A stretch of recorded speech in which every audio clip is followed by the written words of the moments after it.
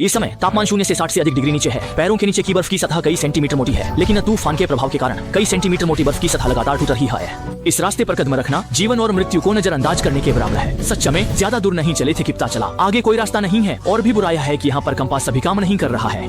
अब केवल 2 दिशाएं बची हैं, लेकिन आदमी को बिल्कुल नहीं पता कि किस दिशा में जाए। अब केवल लीडर कुत्ते टोगो पर ही दिशा का निर्णय करने एक भरोसा है। संकट के इसमें टोगो ने एक मोड़ लिया और खतरनाक बाईं ओर दौड़ पड़ा। इस भयानक जल डमरू मध्य को पार करने वाले स्पिलो का टोगो पर निर्भर थे।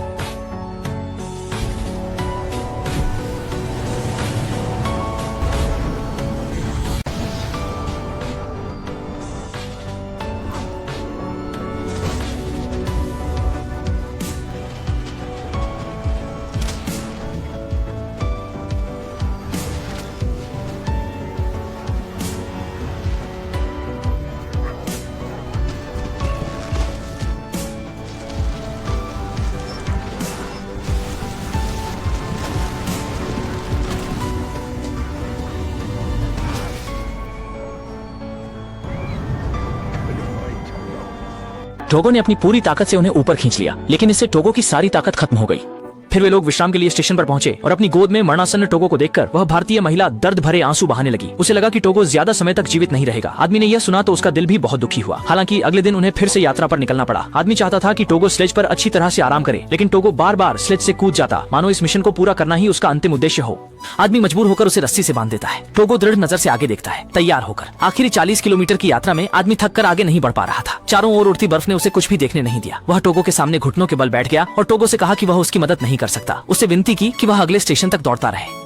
आखिरकार आदमी थकान से नहीं टिक सका और स्लेज पर झुककर गहरी नींद में सो गया। पता नहीं कितना समय बीत गया। जब आदमी जागा तो उसने देखा कि स्लेज रुक चुका है। कुत्ते भी जमीन पर लेटे हुए हैं और हिल नहीं रहे हैं। उसे एहसास हुआ कि स्थिति ठीक नहीं है। फिर वह टोगो के पास आया। इस समय टोगो भी थक कर उठ नहीं पा रहा था। आदमी ने टोगो से अनुरोध किया कि वह थोड़ा और सहन करे, शायद वे जल्द ही स्टेशन पहुंच जाएंगे। वे यहाँ रुक गए तो सब ठंड से मर जाएंगे। लेकिन इस बार टोगो वाकई बहुत थक गया था। चाहे आदमी कितना भी मेहनत करे, वह जमीन पर हिलता डुलता नहीं था।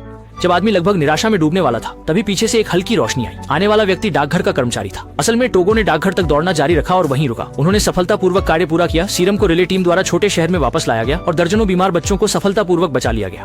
पत्रकार ने सुर्खियां बटोरने के लिए अंतिम धावक बार्टो की तस्वीर खींच ली। वह लोगों के दिलों में नायक बन गया और टोगो घर में निढाल पड़ा था। इस बार केहू सॉन्ग में 20 टीमों ने भाग लिया, जिनमें से 19 टीमों ने औसतन 50 किलोमीटर दौड़ लगाई। वे योद्धा थे और टोगो की टीम ने 425 किलोमीटर दौड़ लगाई। वे ही असली नायक थे। इससे आदमी को कोई फर्क नहीं पड़ा। उसे केवल इस बात का दुख था कि टोगो का अगला पैर बेकार हो गया। जीवन धीरे धीरे पटरी पर लौट आया और टोगो हमेशा की तरह पूरे दिन आदमी के साथ चिपका रहता था। लेकिन उस दिन आदमी ने जानबूझकर उसे दूर रखा, क्योंकि आदमी को काम पर जाना था और टोगो के लिए उसके साथ फिर से काम करना मुश्किल था। हालांकि मन नहीं था, फिर भी टोगो को घर पर छोड़ दिया। आदमी स्लेज टीम के साथ निकल पड़ा। टोगो अपने मालिक की पीठ को देखता रहा। वह जैसे अपने बचपन में लौट आया और दर्द से कराहने लगा। ये अपनी घायल पंजे को घसीटते हुए दरवाजे तक पहुंचा और पत्नी के आश्चर्यचकित चेहरे के सामने उसने दरवाजे का हैंडल घुमा दिया।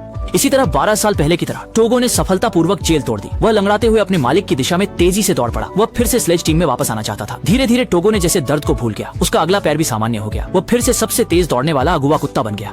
इस समय आदमी ने भी टोगो की आवाज सुनी। पीछे मुड़कर देखा तो टोगो को अपनी ओर दौड़ते हुए देखा, जैसे वह बचपन में पहली बार दौड़ कर आया था। आदमी हमेशा मानता था कि टोगो जन्मजात नेता कुत्ता है, वह स्लेज के लिए ही पैदा हुआ है।